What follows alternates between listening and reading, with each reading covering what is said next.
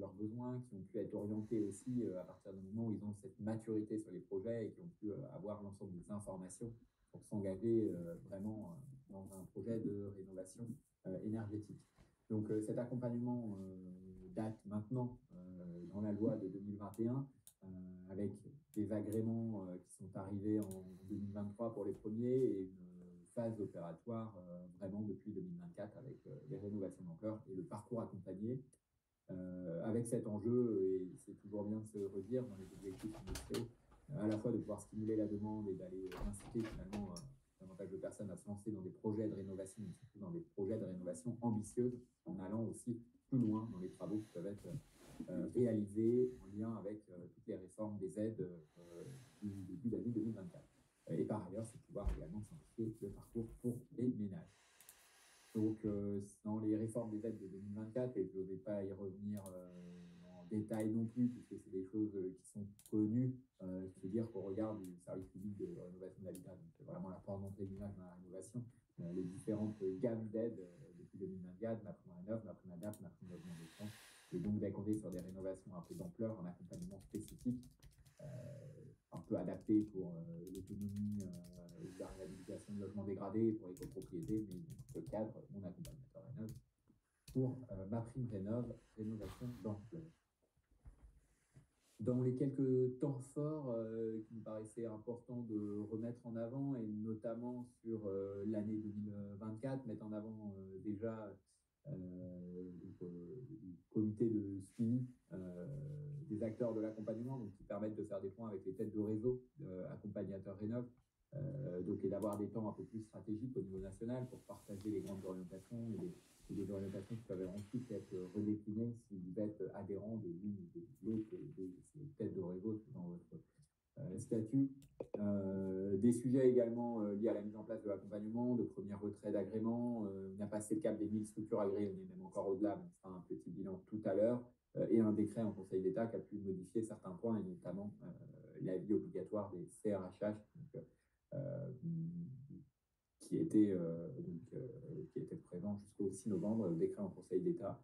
Mettre en avant que suite à ce décret en Conseil d'État, un arrêté modificatif arrivera dans les prochaines semaines pour décliner le décret en Conseil d'État, donc DCE, désolé de l'acronyme pour le décret donc, que vous avez pu voir en novembre. Et donc, l'arrêté pourra intégrer ces différents éléments ainsi qu'un certain nombre d'ajustements dans le cadre des textes, mais qui vous seront communiqués au moment où l'arrêté arrivera sur les petites évolutions voilà, qui pourraient être apportées, mais qui seront vraiment des solutions d'ajustement. On bascule sur la partie bilan de l'année sur le déploiement de mon accompagnateur Rénov'. Il y aura bien évidemment des temps de questions-réponses aussi qui n'apparaissent pas forcément dans l'heure du jour. Donc, comme le disait Simon, on va récupérer les questions que vous êtes en train de nous poser pour pouvoir y répondre au mieux en direct. Sur le bilan de l'année Mon Accompagnateur Rénov', on voulait déjà vous faire un premier focus sur l'ensemble des dynamiques d'agrément sur l'année 2024. Donc, on a 1180 structures qui ont été agréées au 31 décembre 2024 sur l'ensemble du territoire métropolitain, ce qui représente 3630 équivalents temps plein sur le territoire. On vous les avait également sollicité en mai de l'année dernière pour répondre à un questionnaire dans lequel on vous questionnait, on vous interrogeait sur le nombre de recrutements que vous souhaitiez faire en cours. Et donc, ça augmente ce nombre d'accompagnateurs avec plus de 500 accompagnateurs, donc avec plus de 4000 postes qui sont dédiés à l'accompagnement, qui nous permettent d'atteindre en fait les objectifs qui nous étaient fixés sur cette année. Comme vous pouvez le voir sur le graphique, on voit qu'il y a toujours une forte dynamique, hein, aussi bien en termes de dépôts que de structures qui sont agréées sur la totalité de l'année. Et on souhaitait aussi vous mettre en avant à peu près qui sont ces accompagnateurs Rénov', donc qui sont les structures, les qualités qui déposent une candidature à l'agrément. Donc, on voit qu'on a les acteurs historiques qui sont présents, qui étaient plus présents en 2023 avec le camembert qui s'est accentué avec les nouveaux acteurs, donc les architectes et les éditeurs RGE, avec des structures agréées, avec une grosse part en fait de représentation des architectes dans les structures qui sont accompagnateurs Rénov'. On souhaitait également vous faire part en fait de la couverture territoriale. Donc, comme on vous l'avait présenté, on a bien la totalité du territoire métropolitain qui est couvert par des accompagnateurs Rénov'.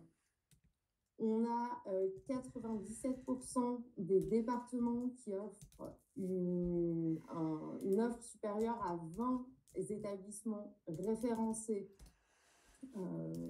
sur le territoire.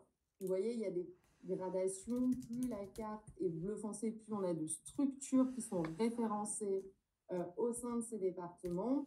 Et on voit que sur les 3 régions qui sont en tête, où on a le plus d'accompagnateurs Rénov', donc l'Île-de-France, l'Auvergne-Rhône-Alpes et l'Occitanie, on a majoritairement des départements où on a plus de 50 structures qui sont référencées sur ces secteurs. Donc, on voit que ça s'accompagne aussi des équivalents temps plein qui sont équivalents sur le nombre de structures référencées. On souhaitait également vous faire part des chiffres qui sont liés à MaPrimeRénov' parcours accompagné.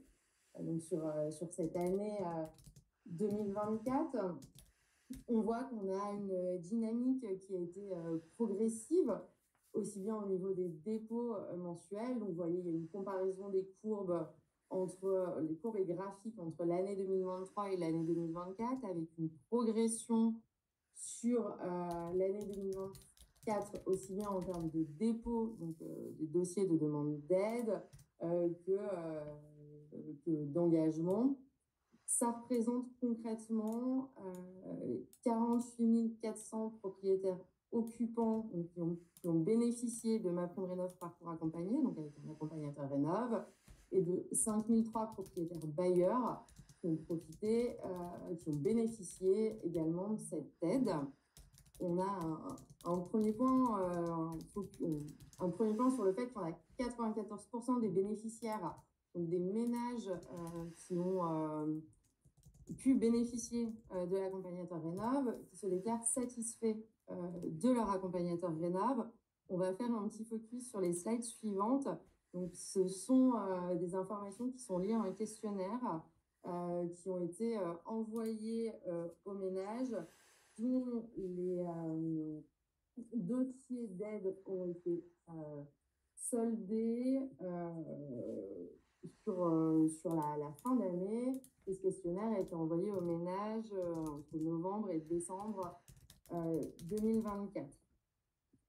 Donc, on voit qu'on a une très grande satisfaction des ménages d'avoir pu bénéficier des conseils d'un accompagnateur Rénov', avec 94% qui sont satisfaits, donc 58% qui sont très satisfaits de l'accompagnement qui leur a été proposé, avec particulièrement un accompagnement, un conseil qui ont été bénéfiques pour identifier les besoins de rénovation, pour aider au choix des travaux et également pour monter le plan de financement.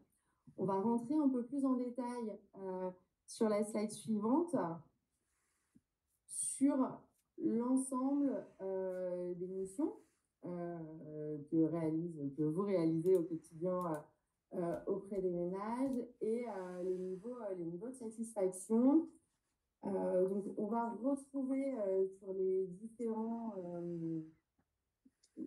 graphiques de couleurs donc la réponse des ménages à la question, et plus précisément, diriez-vous que votre accompagnateur Rénov' vous a permis de cerner vos besoins pour réaliser un audit, vous aider au choix des travaux, aider à monter votre plan de financement, vous aider à choisir des matériaux et composants, vous aider à la réception des travaux, vous aider au suivi de travaux, vous aider au choix des entreprises ou des artisans.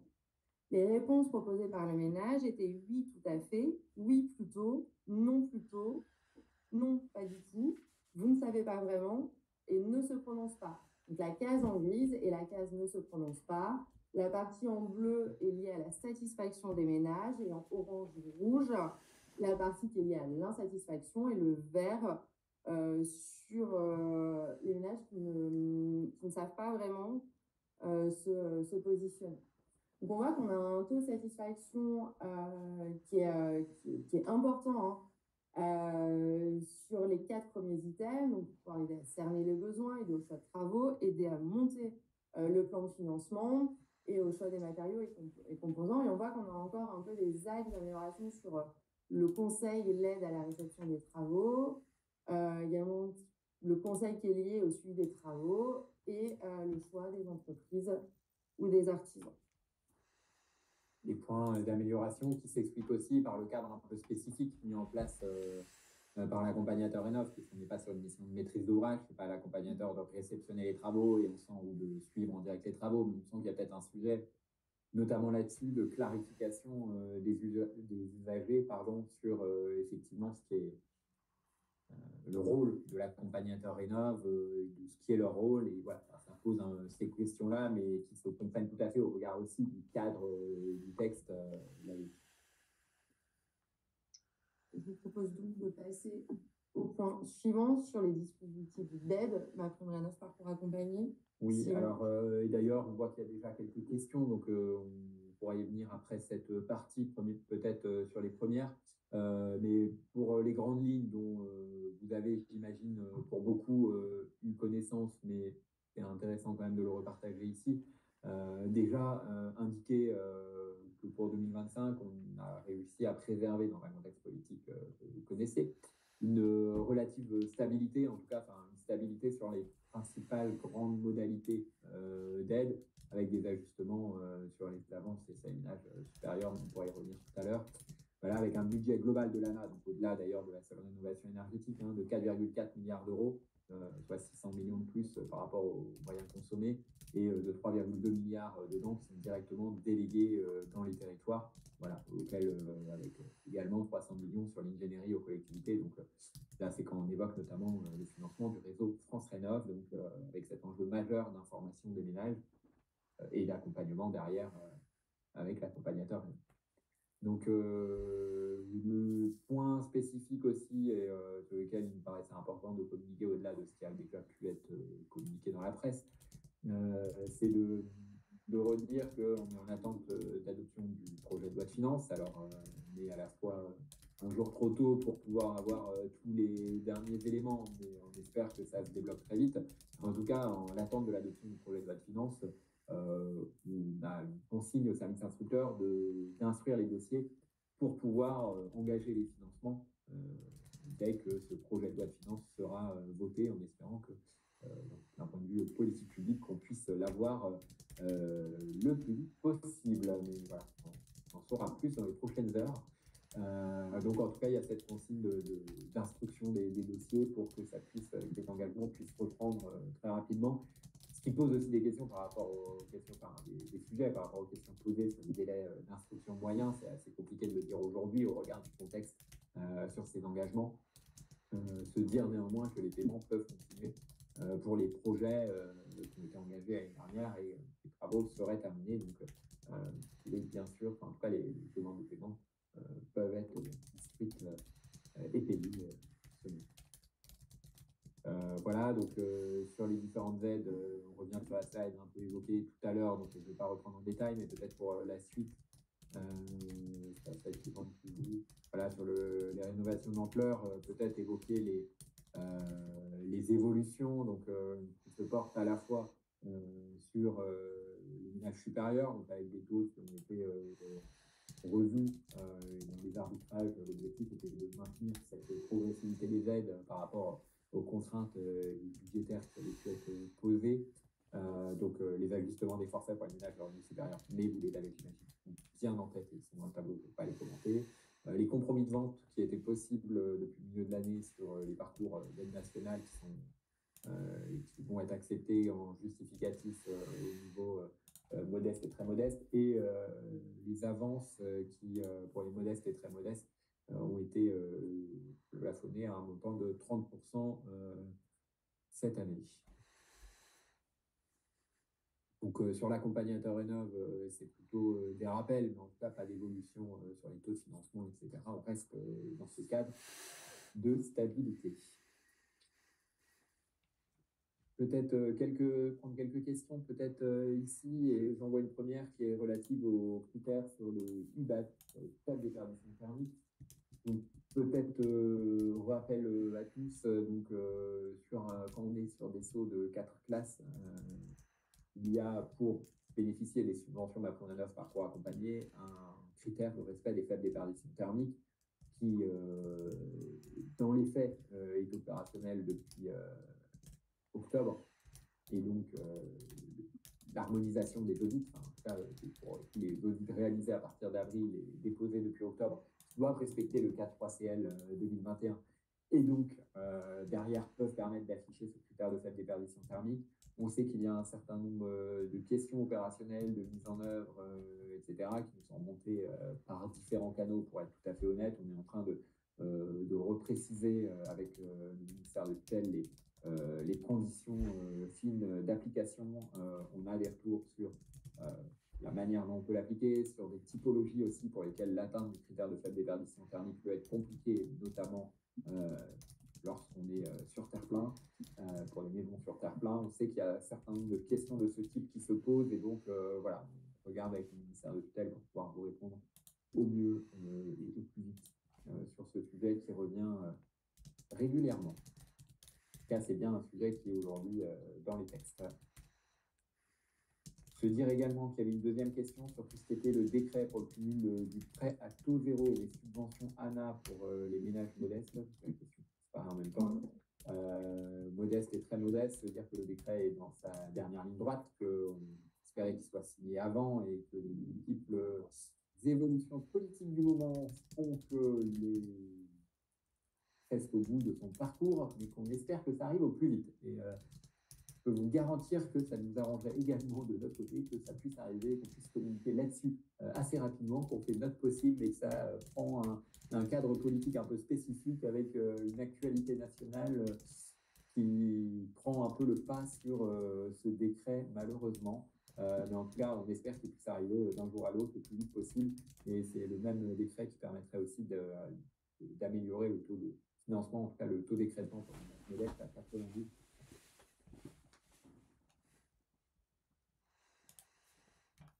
Sur les délais d'inscription, voilà, on va attendre de voir le budget, s'il est voté et s'il est validé. Une autre question sur les critères sur le financement des monopropriétés, et donc la complexité potentielle de financer des monopropriétés. On sait qu'on a un gros travail effectivement là-dessus qui n'a pas pu aboutir en fin d'année dernière. Notamment puisque les monopropriétés, on est à la fois sur des critères propriétaires-bailleurs. On sait que les conditions du parcours accompagné sont un peu spécifiques pour pouvoir rentrer dans du financement d'un immeuble entier de plusieurs logements. Donc, effectivement, il y a des réflexions en cours pour pouvoir adapter le cadre pour les monopropriétés. Aujourd'hui, le parcours accompagné n'est pas tout à fait adapté. On a un dispositif Habiter mieux, propriétaire bailleur, qui permet en partie d'y répondre, mais avec aussi des éléments. En tout cas, pour cette année, on reste sur les conditions telles qu'elles se posent actuellement. Néanmoins, voilà, on a une réflexion plus globale, donc on espère qu'elle puisse aboutir à court ou moyen terme. Donc, c'est important de se redire également que pour les propriétaires bailleurs modestes et très modestes, donc sur le parcours Mon Projet ANA, il a été ouvert. On a quelques sujets liés à la livraison du parcours informatique qui sont en cours de résolution. Et je précise de le dire avant qu'on nous pose la question. Voilà, il y a quelques petits sujets, quelques petits soucis informatiques depuis la semaine dernière pour le suivi de certains dossiers. Ça peut vous arriver, on les a bien en connaissance, et on essaye de résoudre ces petits bugs qui existent depuis jeudi dernier au plus vite, notamment dans vos affichages de tableaux de bord ou autres. On en a conscience, mais en tout cas, c'est voilà, une livraison qui permet les dépôts informatiques pour les propriétaires bailleurs modestes et très modestes. voilà, je me tourne vers mes collègues, mais sauf que s'il y a d'autres questions, on pourrait y revenir après et peut-être continuer la présentation. Donc, on souhaitait faire un point rapide sur l'éco-PTZ et le couplage de l'éco-PTZ, donc l'éco-prêt à taux zéro, là pour la rénovation énergétique et pas le PTZ acquisition qu'on évoquait tout à l'heure, a été créé en 2009 par la loi de finances, en 2015 ouvert aux copropriétés, et donc il a fait l'objet de différents parcours avant d'arriver à un principe de couplage entre MaPrimeRénov' et l'éco-PTZ en 2022, d'abord sur l'aide nationale. Parallèle, il existait un couplage avec le dispositif MaPrimeRénov' Sérénité, mais qui était un peu plus complexe dans la mise en œuvre. Et toute l'idée, c'est de la simplification pour se dire que les critères éco-PTZ et MaPrimeRénov' soient totalement alignés. Voilà, donc en avril, il y a eu vraiment une finalisation du couplage avec le parcours accompagné, très modeste et modeste. Et en septembre, un texte pour les copropriétés avec des modalités pour les copropriétés qui sont encore en cours d'opérationnalisation avec les banques. En tout cas, il est possible et il existe officiellement. Peut-être sur la slide d'après, pour revenir rapidement sur le couplage également. Donc, indiquer que pour le ménage, les avantages, c'est d'avoir un plafond de prêt à 50 000 euros, d'avoir un prêt d'intérêt à taux zéro et d'avoir des démarches simplifiées pour le prêt. L'objectif du couplage étant de ne pas avoir à recréer un dossier auprès de la banque, puisque l'attestation MaPrimeRénov' fait foi. Et donc, c'est l'intérêt pour les banques d'avoir une inscription des critères techniques par l'ANA, et que donc, une fois qu'on est engagé un dossier, la banque puisse avoir le reste à charge et délivrer l'éco-PTZ sur la base de reste à charge calculé par l'ANA sans avoir à réinscrire. Donc, pas de dossier pour le ménage, pas d'inscription pour la banque. L'enjeu étant de fluidifier là-dessus. Voilà. Mais la banque reste bien sûr garante de la délivrance du prêt. Là-dessus, c'est sa décision d'octroyer ou non le prêt. Voilà, et donc côté ANA, ça nous permet aussi de croiser les données. Et puis plus globalement, en termes de politique publique, ça permet d'aider le financement des restes à charge des ménages. Pour les éléments très opérationnels de fonctionnement, donc le couplage était possible pour les ménages intermédiaires et supérieurs. Il a été ouvert pour les ménages modestes et très modestes. Le décret date d'avril. Il y a eu différentes communications jusqu'à l'automne, notamment au service instructeur, pour avoir des attestations un peu spécifiques. On sait qu'il y a des formats de numéros de dossier différents. On sait qu'il y a des attestations qui peuvent être un peu différentes, et notamment pour les rénovations d'ampleur, la nécessité de demander auprès de l'instructeur le souhait de mobiliser les PTZ pour avoir une attestation ad hoc sur le reste à charge, sur l'attestation de reste à charge prévisionnel, en tout cas pour les ménages qui souhaiteraient demander un éco-PTZ couplé pour les modestes et très modestes. En tant qu'accompagnateur rénov ou ménage, il y a une possibilité d'aller se renseigner auprès de l'instructeur pour justement pouvoir avoir ces éléments. Se dire également qu'on a remis le lien sur Extra-Rénov où ça peut être présenté. Il me semble, je ne sais pas si on l'a déjà là-dessus, mais que, comme je vous posais la question, les banques qui le distribuent, on avait souhaité le mettre sur ce lien. Le sujet étant vraiment d'avoir aussi cette connaissance locale des banques qui peuvent le distribuer et qui peuvent être plus ou moins allantes dans la distribution. Bien sûr, c'est une possibilité et chaque banque n'est pas, les banques ne sont pas obligées de le distribuer.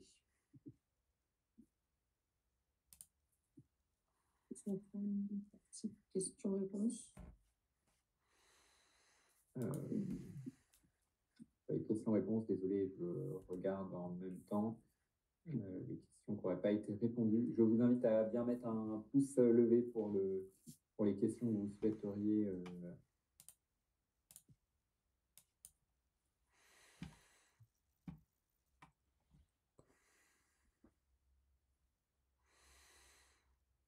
Alors, il y a une question sur l'éco-PTZ. Que faire lorsqu'une banque ne souhaite pas faire d'éco-PTZ alors que toutes les conditions sont réunies, quel levier pour faire plier les banques? C'est bien là une des difficultés où la banque reste garante de l'éco-PTZ. Peut-être quand même se dire qu'il y a des évolutions assez majeures sur ces dernières années où il y a quelques années, quasiment aucune banque ne souhaitait le proposer, là elles y sont. Et même, on peut mettre en avant aussi que les banques font une communication assez forte autour de cette éco-PTZ. Donc, ça montre vraiment que dans leur politique interne, elles ont vraiment mis en place le système, et pour qu'elles aillent jusqu'à faire des communications à différents cadres d'ailleurs de communication grand public en mettant des moyens sur ces communications. Ça veut dire qu'il y a au minimum certaines banques qui, d'un point de vue communication nationale, sont talentes et qui donc peut-être peuvent être plus amenées facilement à octroyer des prêts aux ménages. Voilà, on ne peut pas citer de banque là comme ça et on essaye de lister sur Extra Rénov celles qui pourraient distribuer le couplage éco-PTZ, mais en tout cas les communications nationales peuvent être regardées vis-à-vis des différentes banques et ça peut être aussi un bon élément pour se rapprocher des banques quand elles font des communications nationales ou sur les devantures de leurs établissements. Montre qu'il y a quand même un enjeu pour elles derrière et un souhait de mettre en avant ces produits. Il y a quelques questions sur l'évolution de l'annuaire liée à l'accompagnateur Grénal avec une demande de référencement par proximité comme s'il existe sur l'annuaire artisan RGE. Donc effectivement, il y a des réflexions qui sont portées sur ce sujet, voilà, qui sont des sujets que nous sommes en train de traiter. Oui, en attendant, il va pas y avoir une évolution majeure de l'annuaire en début d'année, si ce n'est en tout cas pour l'annuaire accompagnateur Rénov, si ce n'est une évolution pour intégrer dans les semaines qui viennent ou dans les mois qui viennent les accompagnements, les accompagnateurs qui vont accompagner sur l'autonomie ou sur l'habitat dégradé. Et donc ça, c'est une évolution qui devrait arriver pour le premier trimestre, de pouvoir opérer au même titre qu'on peut avoir les accompagnateurs Rénov, les assistants à maîtrise d'ouvrage pour bénéficier de ma prime adapt ou ma prime logement décent, ce qui peut être aussi très utile au quotidien pour vous quand un ménage va devoir répondre à différents besoins. Peut-être je vous invite à remettre, je ne sais pas si mon onglet questions-réponses se met bien à jour, mais n'hésitez pas à mettre des pouces sur les questions que vous souhaiteriez qu'on réponde. Il n'y a pas vraiment de nouvelles de mon côté, mais je préfère vous.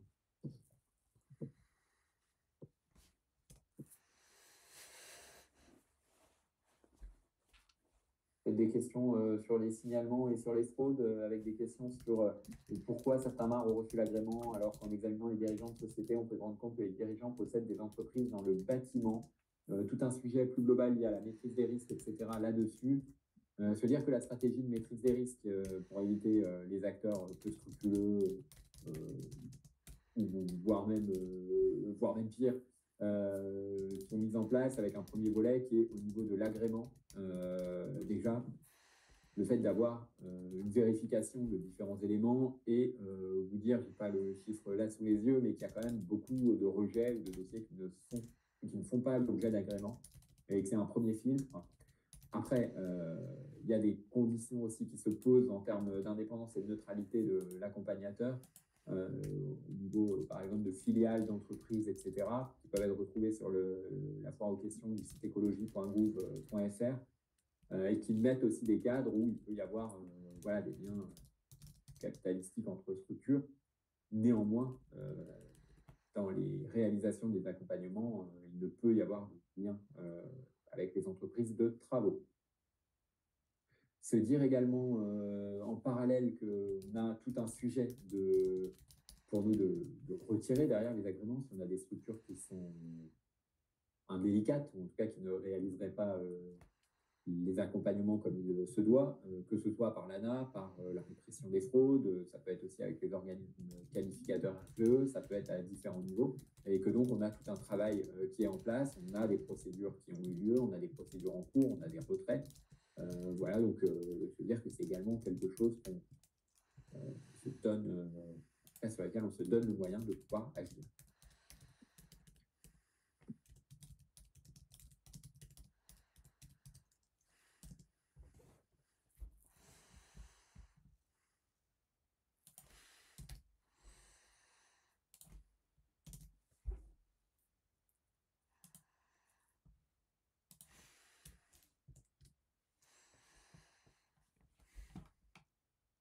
Alors, des questions sur les instructeurs qui pinaillent pour des broutilles, qu'on a le sentiment qu'ils font n'importe quoi pour gagner du temps ou justifier leur emploi. Exemple, refaire un devis parce qu'il y a 2 R au lieu d'un dans le nom de la rue.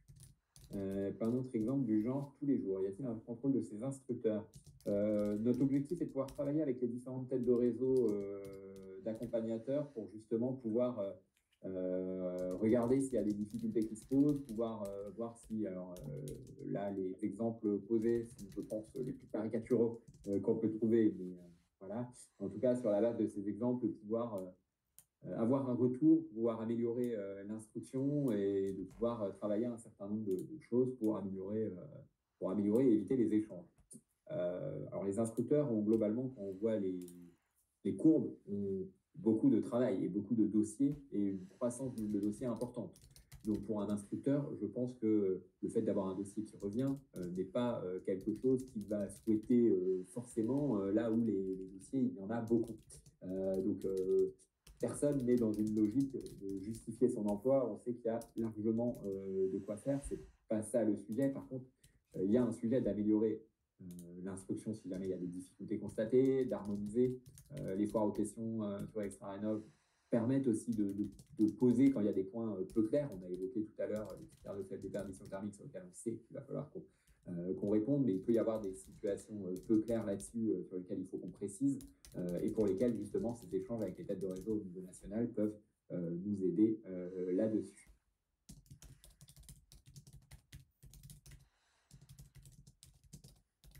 J'ai l'impression qu'on a plus ou moins fait le tour des thématiques qui étaient abordées sans répondre forcément précisément à toutes les questions individuelles. Oui, et puis si je vois des questions aussi sur un entrepreneur à qui s'adresser quand on a des questions, enfin, il y a vraiment les questions à deux niveaux. Il y a des questions qui vont être locales sur l'instruction des dossiers, sur des cas spécifiques, donc avec les services instructeurs localement. Il y a bien sûr la question sur Extra-Rénov avant, mais c'était déjà dit dans la question. Et ensuite, cette capacité, en tout cas avec les têtes de réseau, avec les acteurs voilà, de têtes de réseau qui sont censés représenter les différentes marques, accompagnateurs Rénov, de pouvoir justement poser s'il y a des sujets, en tout cas de remonter les questions. Ça ne veut pas dire qu'il peut y avoir des questions complexes, ça ne veut pas dire que dans les 2 jours, quand il y a des questions nouvelles et complexes, on va avoir une autre active sur Extra Rénov, mais en tout cas, notre objectif est dès qu'on a des questions, de pouvoir les traiter au plus vite pour communiquer l'information à tous sur Extra Rénov quand c'est une question suffisamment générique et posée par un nombre important de personnes. Voilà, donc j'ai peut-être raté des questions et j'ai une mise à jour sur mon outil qui limite la capacité à suivre de manière très fluide l'ensemble des questions, mais on s'améliore. Peut-être on peut continuer et par rapport à ça, on a revenir de toute façon à d'autres temps de questions-réponses par la suite. Oui. L'idée de cette prochaine séquence sur les exigences relatives à l'agrément de l'accompagnateur Rénov et de faire un point sur le rapport annuel d'activité où on a eu pas mal de sollicitations et pas mal de questions, refaire un focus sur l'information des changements notables, sur l'extension de périmètre et sur le respect des critères de neutralité et d'indépendance. Pour la présentation du rapport annuel.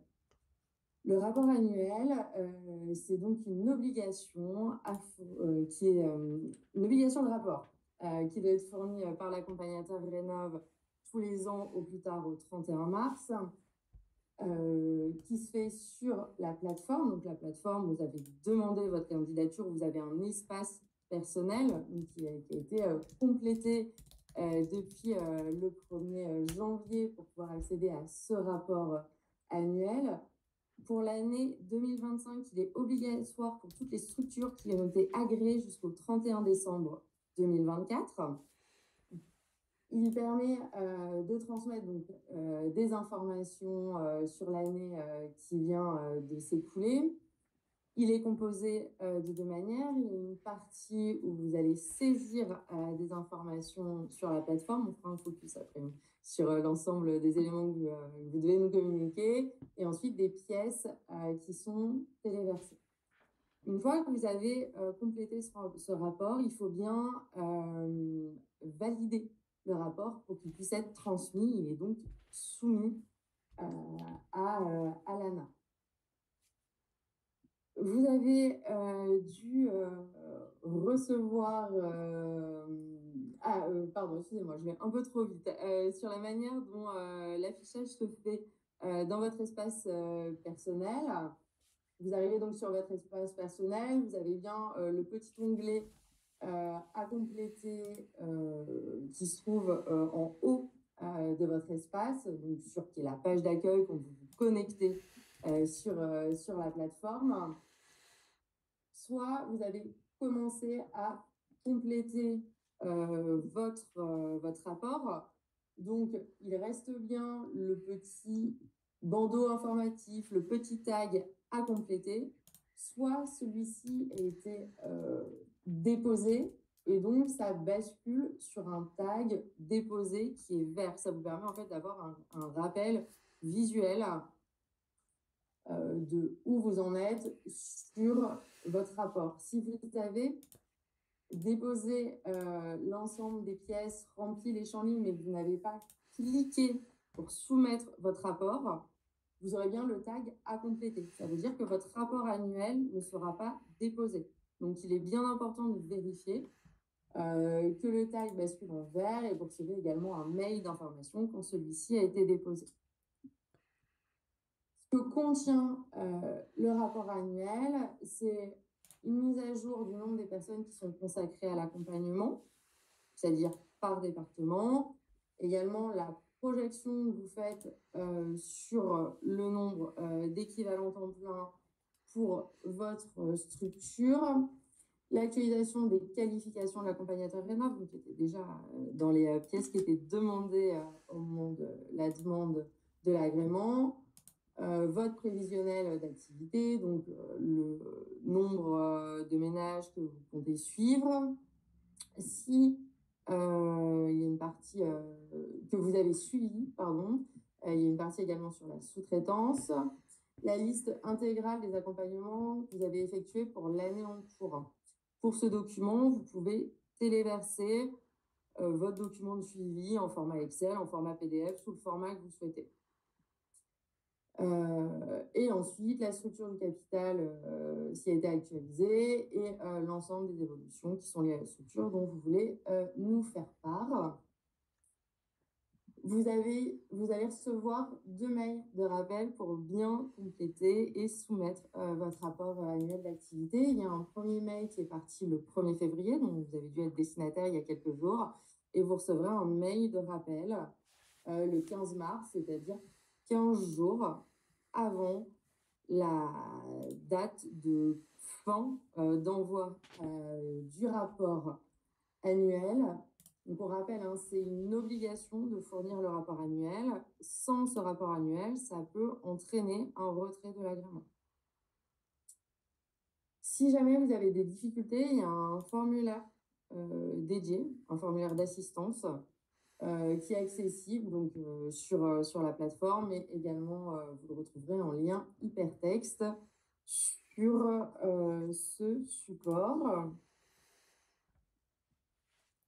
Comment apparaît le rapport annuel d'activité sur la plateforme. Donc là, on est bien sur un exemple, donc pas sur des chiffres concrets, sur les éléments qui vous sont présentés. Vous allez retrouver toute la partie où vous êtes en saisie directe, notamment sur les équivalents temps plein, le nombre de contrats qui ont été signés, le nombre de contrats qui ont été abandonnés. Sur cette saisie, un tableau récapitulatif que vous voyez sur la gauche de l'écran. Et ensuite, l'ensemble des pièces justificatives qui vont se retrouver en lien hypertexte dans votre synthèse, donc qui est là le récapitulatif de votre rapport annuel d'activité. Donc, comme c'est indiqué, il y a une possibilité de modifier le rapport jusqu'au 31 mars. Ce n'est pas ce qu'on privilégie. Le mieux, c'est que tout soit déposé en une fois, mais vous avez cette possibilité si vous avez eu des difficultés ou s'il y a une erreur, notamment dans les documents qui nous ont été transmis. C'est de préciser que sur la plateforme, c'est bien la plateforme d'agrément, d'agrément. La plateforme où vous avez demandé votre candidature, vous avez eu votre agrément dans l'accompagnateur. et qu'en cas de problème, parce qu'on a beaucoup de marques qui nous signalent ne pas avoir reçu les mails, il faut qu'ils en fassent le signalement sur le formulaire de contact de Extra Rénov ou également de l'annuaire du site France Rénov, de façon à ce qu'on vérifie si l'adresse mail qu'ils utilisent est toujours la bonne.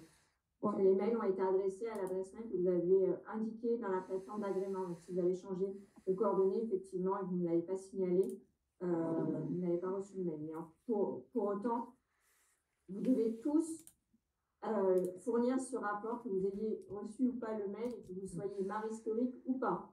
Et le rapport, même si vous n'avez pas le mail, vous pouvez le remplir directement sur la plateforme en vous connectant à votre compte. En sachant que les mails ont été envoyés pour toutes les structures qui ont été agréées jusqu'au 31 décembre 2024. Voilà, peut-être aussi la petite subtilité. Si vous avez été agréé sur janvier 2025, il est normal que vous n'ayez pas reçu ce mail, parce qu'effectivement, le rapport annuel d'activité doit être rempli au 31 décembre 2025 pour toutes les structures qui ont été agréées jusqu'au 31 décembre 2024. À noter que ce rapport d'activité annuelle n'est pas une surprise. Il a été mentionné dans le courrier de notification d'agrément et également dans toutes les communications de texte-marque. Pour certaines structures, vous avez même fourni l'attestation comme quoi vous vous engagez à fournir ce rapport d'activité annuelle. Donc là, en fait, ce qu'on vous informe, ce n'est pas nouveau. Ça a été déjà lors de votre instruction d'agrément MAR. Ce sont les modalités de mise en œuvre qui sont précisées puisque c'est la première année. Peut-être par rapport à ça, renvoyer, parce que là la présentation est un peu rapide, mais il y a le guide MAR donc, qui est sur Extra Rénov, qui est mis à jour. Qui a été actualisé courant janvier sur ce sujet. Voilà, donc vous retrouvez tout le pas à pas pour pouvoir compléter votre rapport annuel d'activité.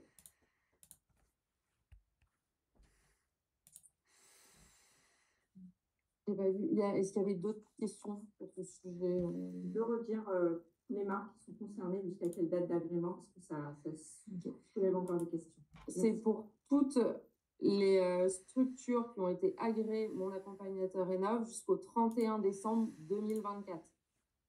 Donc, en gros, toutes les structures qui ont été agréées avant le 1er janvier 2025. Depuis l'ouverture de la plateforme, donc depuis mai 2023. Pour les structures agréées en janvier, il n'y aura pas de rapport cette année. Le prochain sera au premier trimestre 2026. Puisque ce sera la même plateforme, mais dans un an. Donc, il y a encore un peu de... Enfin, voilà, ce sera selon les mêmes modalités. Et donc, vous avez toutes les informations, comme le disait Simon, sur le guide Mon Accompagnateur Rénov, dans la première partie de la mallette Mon Accompagnateur Rénov sur Extra Rénov, où le lien est également diffusé dans la décision d'octroi et dans le mail noir d'information de la décision d'agrément. Et ça sera à fournir chaque année. C'est ça. On met un mail de rappel sur 2 temps, mais effectivement, c'est une obligation. Comme c'était précisé, vous avez notamment pour certains rempli des attestations. Bon, je vois qu'il y a des questions sur des mails non reçus, mais on regardera ça par ailleurs. Là, on n'a pas tous les éléments en direct. Si jamais il y a eu des difficultés et que c'est plus général, on regardera si c'est des cas isolés. Peut-être sur le point suivant, du coup, Julie. Sur la partie changement notable, l'idée était de vous faire un rappel assez rapide sur ce qui concerne les changements notables, qui sont des informations à fournir à l'ANA sans délai. Donc, un changement notable, en fait, c'est un changement de situation pour la structure. Ça concerne différents points. Ça concerne un changement du personnel qui réalise les accompagnements.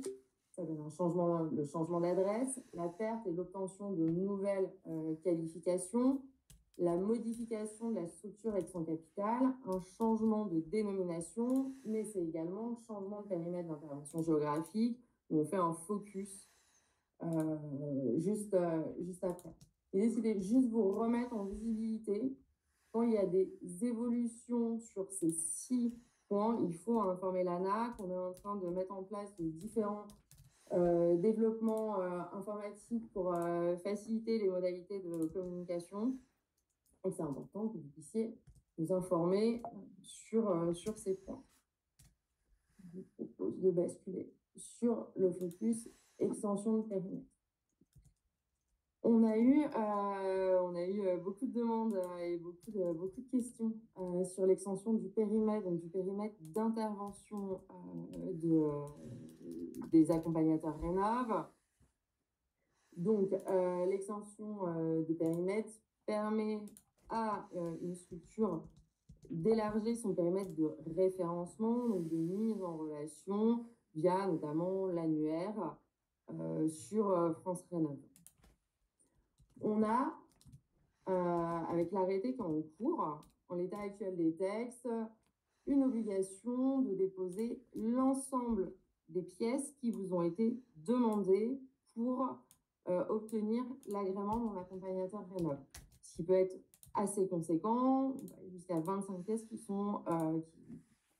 peuvent être demandées. L'idée était de simplifier cette extension de périmètre, notamment en faisant évoluer l'arrêté. Donc l'arrêté que Simon a évoqué en début de séance, qui est l'arrêté d'application du décret Conseil d'État du 6 novembre dernier. L'idée est d'avoir une réinstruction partielle, c'est-à-dire de vous demander que les pièces qui sont nécessaires et suffisantes pour faciliter la demande d'extension de périmètre et l'instruction pour les services instructeurs et gagner en temps et en simplification. Dans le contexte actuel, comme le disait Simon, l'idée c'est que l'arrêté soit signé, soit publié dans les prochaines semaines. Et donc, dans les prochaines semaines, on pourra avoir une réinstruction partielle, donc seulement une demande de pièces moins importante pour la demande d'extension de périmètre. Cette extension de périmètre se fera sur la plateforme, donc qui vient de la plateforme. Vous avez demandé votre agrément Mon Accompagnateur Rénov', et on fera une communication spécifique sur le sujet dans les prochaines semaines. On a pour objectif la mise en place de cette fonctionnalité, donc qui aura lieu après la publication de l'arrêté courant du deuxième trimestre 2025. Ouais, peut-être se dire là-dessus que c'est vraiment, quand on sait qu'il y a une attente forte, l'objectif c'est vraiment de simplifier le parcours pour tous et éviter d'avoir des délais trop longs, et donc l'arrêté est en cours.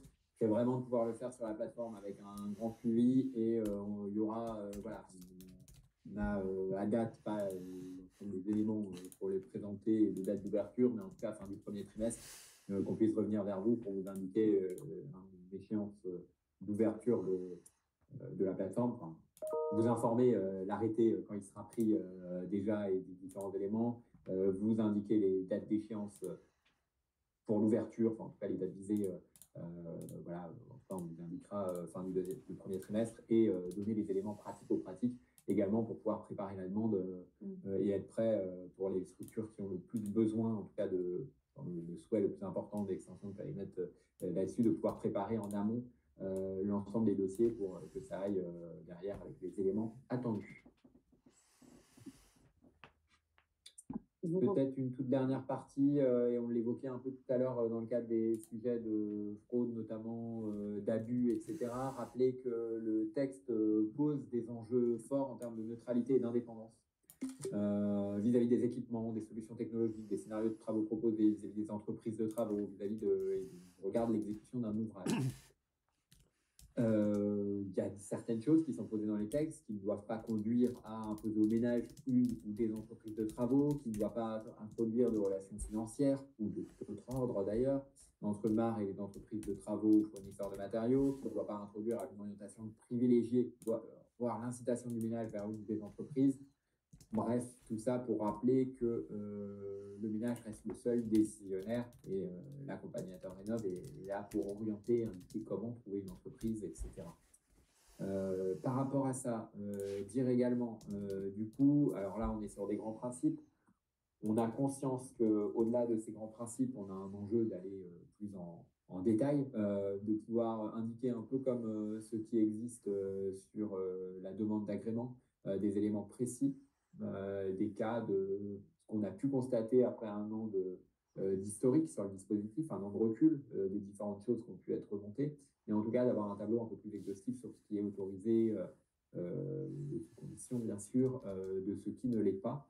Donc notre objectif est d'ici la fin du premier trimestre de pouvoir publier une liste de cas précis, probablement sur Extra Rénov.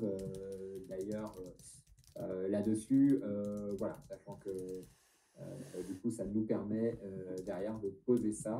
Je sais que dans le chat, il y a des questions très spécifiques sur certaines entreprises avec deux choses. Un, il y a la question de qui peut être MAR ne peut pas l'être. Par exemple, il y a l'exemple de distributeurs, enfin de vendeurs de matériaux, notamment pour les particuliers. La question est posée qui ne sont pas accompagnateurs Rénov aujourd'hui parce qu'ils ne peuvent pas l'être.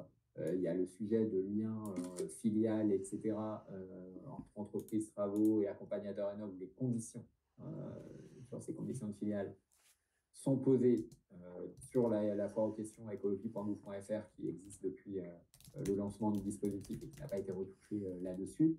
Et il y a des sujets sur opérationnellement comment ça fonctionne sur les orientations et sur lesquels un accompagnateur Rénov ne peut pas orienter le ménage vers telle ou telle entreprise partenaire ou voilà, à différents degrés. L'idée étant de le poser et tout acteur qui ne le respecte pas s'expose bien entendu à un retrait d'agrément. Donc voilà, c'est plus ou moins ce que je vous précisais qui est posé ici. Donc d'ici la fin du premier trimestre, les différents éléments de cette communication qui sont en cours de finalisation et qui seront reprises dans la foire aux questions sur Extra Rénov et qui sera retransmise également en information. Tout dernier point également qu'on souhaitait évoquer, c'est tout ce qui est guide et notamment différents guides qui ont pu être mis à jour ou communiqués dernièrement. Donc le guide des aides de l'ANA qui a été mis à jour en janvier. Le guide de mon accompagnateur Rénov également mis à jour, et notamment sur le guide le fait de pouvoir intégrer les rapports d'activité. Remettre en avant le guide des bonnes pratiques professionnelles et le guide de vie et facture, on peut appeler comme ça, qui a été mis à jour en fin d'année. Et les règles d'or de mon accompagnateur Rénov, alors qui est un peu plus ancien puisqu'il date de l'été, mais notamment sur ce qui est attendu sur les dossiers. Donc c'est un premier guide par rapport au constat qu'on avait pu avoir au printemps sur ce qui peut ralentir les dossiers ou générer des échanges demandeurs en essayant d'être le plus pratico-pratique, donc qui a été mis en place à l'été. Voilà, par rapport à des éléments, et puis on notait qu'il y avait des choses, peut-être également pointer quelque chose qui n'y est pas sur la slide, mais qui est en cours de réalisation. On a beaucoup de questions qui se posent sur les travaux, quels sont les travaux éligibles, induits, etc. Donc indiquer qu'il y a une précision sur le texte MaPrimeRénov qui est prévu dans les jours, semaines qui viennent, qui vise à préciser ces différents éléments, mais qui sera doublé d'un guide plutôt au niveau du deuxième trimestre, fin du premier trimestre, qui justement a vocation à pouvoir préciser l'ensemble des travaux éligibles et ce qui peut être pris ou non en termes de travaux induits. On sait que c'est une des crispations qui peut nous remonter régulièrement, le fait de se dire qu'est-ce qui est pris en compte ou pas, une difficulté des fois sur certains postes d'accepter de comprendre ce qui peut ou non être pris en main. Donc voilà, ça va être mis de manière très administrative dans un arrêté. L'arrêté n'est pas forcément le plus communicant et facilement appréhendable, mais du coup, on va pour ça prévoir un guide spécifique sur les travaux, et ça aura vocation à s'appliquer à MaPrimeRénov, mais plus largement à tous les dispositifs de rénovation énergétique, éco-PTZ, TVA et compagnie. Voilà. Et donc là, c'est un rappel, mais on ne va pas lire la slide puisqu'elle est complète, c'est tout ce qu'il y a sur la mallette pédagogique. N'hésitez pas d'analyse, on voit qu'il y a pas mal de monde qui les connaît, mais en tout cas, c'est là qu'on remet tous les guides, qu'on met à jour l'ensemble des éléments, et c'est sûrement là qu'on mettra le support et le replay du webinaire. C'est celui de l'année dernière qui y figure déjà. Donc voilà, l'idée, c'est de pouvoir avoir un endroit où on retrouve l'ensemble des éléments. Donc on en a fini nous, avec la présentation plus descendante. On a conscience qu'il y a beaucoup de questions encore, on va en prendre certaines. Peut-être c'est le moment, si vous souhaitez que les questions remontent, de mettre des pouces pour vraiment mettre les principales. On a des sujets d'actualisation, je vais réactualiser pour voir celles qui reviennent le plus. Question, si nous demandons une extension du périmètre, notre agrément reste-t-il quand même actif? La réponse est oui. L'agrément reste actif sur le périmètre initial jusqu'à l'accord ou non d'extension de périmètre. Mais ça ne remet pas en cause la validité de l'agrément. Une question sur le sujet, si on n'est pas RGE pour la VMC, et du coup, de se dire que si on n'est pas éligible pour la VMC, il faut la retirer du dossier d'aide, donc de l'audit, puisque le scénario financé n'a pas de VMC, ce qui est dommage pour l'audit. On est d'accord, d'où le fait que théoriquement, il faut avoir que des entreprises RGE, et donc là, c'est une solution de contournement pour permettre quand même de financer le gros du projet. On a conscience que préfère avoir une entreprise qui est le RGE qui va bien pour le mettre, c'est effectivement dommage. Je suis d'accord avec la conclusion, mais pour dire que voilà, on ne peut pas y faire grand-chose là-dessus. Redire par rapport à l'annuaire et à l'affichage des annuaires, parce on l'a vu, la question est beaucoup revenue, on l'a dit un peu rapidement, on a à terme une vision de faire évoluer, pouvoir ajuster l'annuaire. Ça pose certaines questions techniques qui sont encore en cours de résolution. On a des enjeux d'extension de périmètre aussi qui va arriver dans un premier temps par rapport à tous ces éléments-là pour ne pas perturber les travaux, notamment dans les outils informatiques. Je ne vous fais pas le détail, mais en tout cas, pour dire que sur la question d'annuaire, c'est un sujet qu'on a en tête à moyen terme, sachant que la première évolution sera d'intégrer les assistants à maîtrise d'ouvrage en matière d'autonomie et d'habitat dégradé, qui est une demande de longue date. Et une question également sur les délais de paiement, j'y reviens parce que je vois qu'elle a encore été augmentée. Donc là, pour le moment, on est un peu pour les engagements, les délais d'engagement, on est un peu en attente du budget, en espérant que ça se décoince très rapidement. Mais en tout cas, voilà, on espère que ça puisse se dégager pour les engagements et pour les paiements. Ça peut dépendre des territoires, mais en général, les paiements, ça va quand même plus vite là-dessus.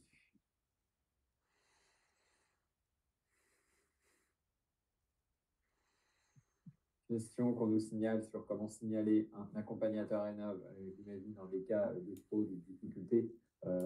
Si vous avez en contact avec des têtes de réseau niveau accompagnateur rénov, on peut avoir des liens au niveau national, mais sinon on vous conseille plutôt de passer par vos interlocuteurs locaux dans les échanges que vous pouvez avoir avec les espaces conseils ou encore mieux les délégations locales. L'enjeu étant assez c'est pas aux accompagnateurs rénov entre eux d'aller faire la police et les retraits, etc., bien entendu. Mais en tout cas, on s'organise pour pouvoir avoir une remontée des canaux locaux quand il y a des difficultés qui sont constatées et surtout étayées, puisque le sujet étant vraiment d'étayer et d'avoir des éléments suffisamment probants. Si on souhaite engager une procédure de retrait d'agrément, il faut vraiment avoir des éléments probants et un signalement un peu simple ne permet pas d'engager des procédures si on n'a pas d'éléments derrière, bien entendu.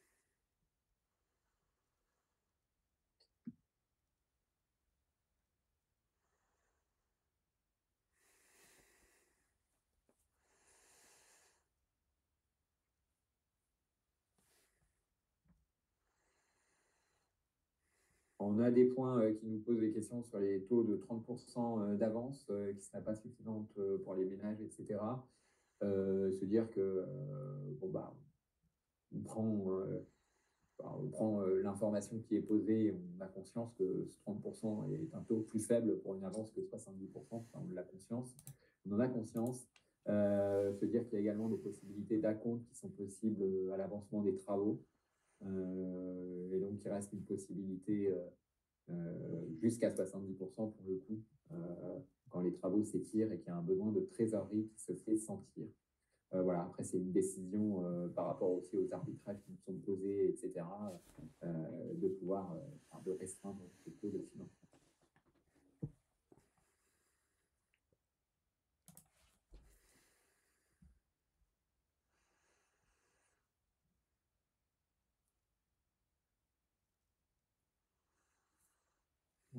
Sur les questions, désolé, je regarde en même temps.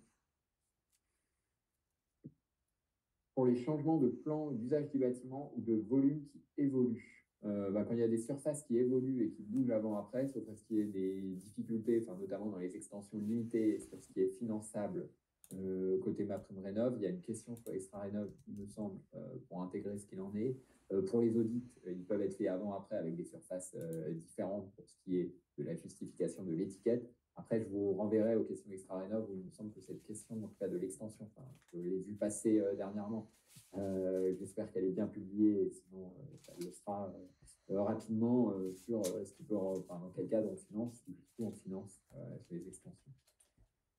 Pour les sujets également de cheminées à foyer ouvert, donc, et notamment l'absence de chauffage central. Aujourd'hui, on a un cadre qui s'impose à nous et qui n'est pas de la réglementation de l'ANA, c'est que tout ce qui est diagnostic de performance énergétique ou audit avec la méthode de 3CL21 ne permet pas de modéliser les logements qui n'ont pas un chauffage central. Or, on est soumis au cadre de l'audit réglementaire et donc on a une situation qu'on a effectivement bien constatée, sur laquelle on a remonté aux administrations en charge de tous ces enjeux relatifs au DPE et à l'audit pour pouvoir trouver des solutions. On a une solution d'ouverture qui est partielle, hein, en tout cas quand on est dans le cadre de logements dégradés et qui donc respecte les conditions pour MaPrimeLogement décent, de pouvoir financer par MaPrimeLogement décent avec une solution proposée pour pouvoir financer du coup ces logements quand on n'a pas de chauffage central et donc ajuster les modalités d'audit en dehors du cadre qui s'applique du coup à MaPrimeRénov' là-dessus et qui peuvent répondre sur MaPrimeLogement décent. On a conscience que c'est un élément qui ne répond pas à l'ensemble et le problème est plus large que sur le cadre des aides et c'est une question qu'on remonte régulièrement, en tout cas aux administrations référentes sur le sujet.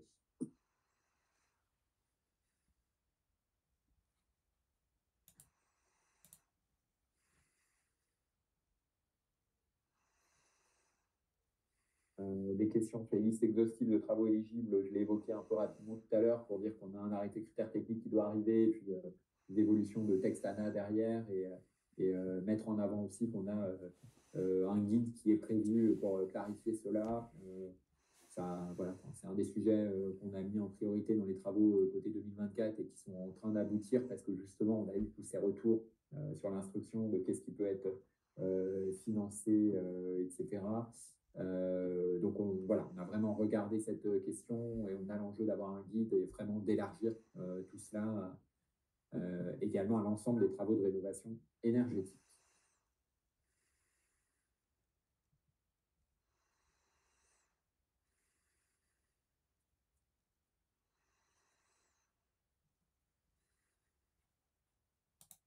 Alors, que se passe-t-il lors d'une perte d'agrément, lors de la demande de paiement du dossier? On est en train de mettre en place l'ensemble des process, etc. Le texte réglementairement pose le fait que si on a commencé un accompagnement, on peut aller au bout. Alors, après, la raison de la perte d'agrément, bien sûr, se pose là-dessus. Donc, voilà, si le dossier est frauduleux, forcément, il y a des questions qui se posent, mais en tout cas, l'enjeu est de ne pas mettre le ménage en difficulté, au même titre que peut être regardé sur le RGE, où on va vérifier que l'entreprise est RGE au moment du dépôt du dossier. Si l'entreprise n'est plus RGE en cours, parce qu'il y a un retrait ou pas, qu'elle n'est plus dans sa période de validité du RGE, tout simplement, on ne va pas mettre en cause le financement au ménage pour cela. C'est la même logique qui prévaut sur l'accompagnateur Rénov'. Bien sûr, s'il y a des éléments de fraude, on va regarder le dossier de manière fine, comme on peut le faire sur tout dossier MaPrimeRénov'.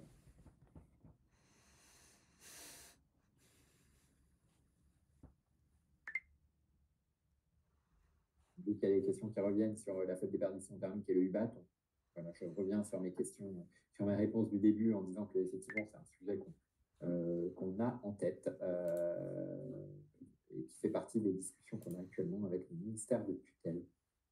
Parce que c'est bien que c'est un sujet qui remonte beaucoup.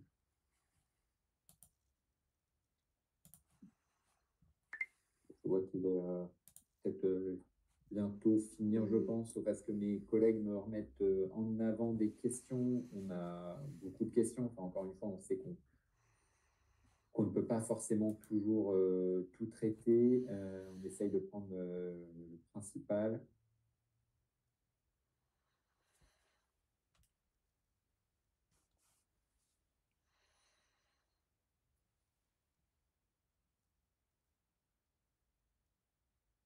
des questions sur tout ce qui va être les suivis des dossiers sur la plateforme MaPrimeRénov et celle sur la plateforme Mon Projet ANA. Donc sur Mon Projet ANA, on a une spécificité sur le rôle de l'accompagnateur Rénov qui est présent à chaque étape avec un tableau de bord, etc. La plateforme MaPrimeRénov, il a été développé dans un autre cadre, etc., n'a pas cette spécificité directement sur les accompagnateurs Rénov. Alors on ne va pas vous dire qu'il n'y a pas des réflexions à moyen terme sur les outils informatiques de l'ANA, mais en tout cas, peut-être pour être tout à fait transparent, il ne va pas y avoir d'évolution majeure dans le cours d'année sur la plateforme MaPrimeRénov, en tout cas sur ce point-là, des ajustements. Il y en a en continu, mais en tout cas, le rôle d'accompagnateur Rénov étant très différent initialement sur les plateformes, on va rester sur cette année 2025 sur les modalités que vous pouvez connaître. Je vous propose, sauf à ce qu'on nous dise qu'il y ait d'autres questions, et encore une fois, désolé, on n'a pas pu tout prendre comme question, mais on a à peu près l'habitude et on le sait. Je vois qu'il y a encore 674 questions ouvertes.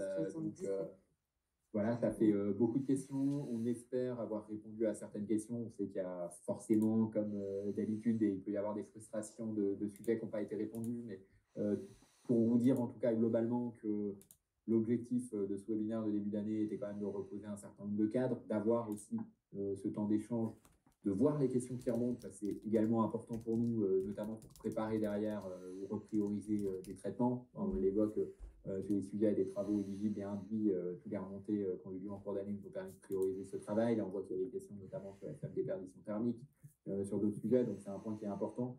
Et on souhaitait vraiment, ce début d'année, en profiter pour mettre en avant ces enjeux de rapport annuel, qui est l'obligation du moment, et donner aussi des perspectives sur l'extension de périmètre de référencement, les signalements, les enjeux d'indépendance et de neutralité, et le fait de pouvoir signaler les changements notables en termes de points spécifiques. Donc voilà, on aura... Voilà, et on peut préciser que l'ensemble du webinaire et du support seront accessibles sur la mallette Extra Rénov et qui pourront de ce fait être consultés à votre disposition si vous avez besoin de revoir certains échanges ou certaines parties.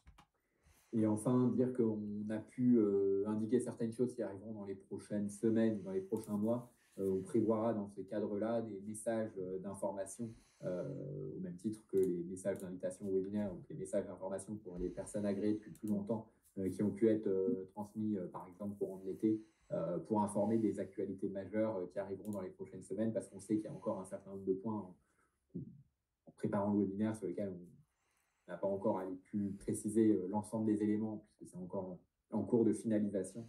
Mais l'idée était de vous donner des perspectives là-dessus.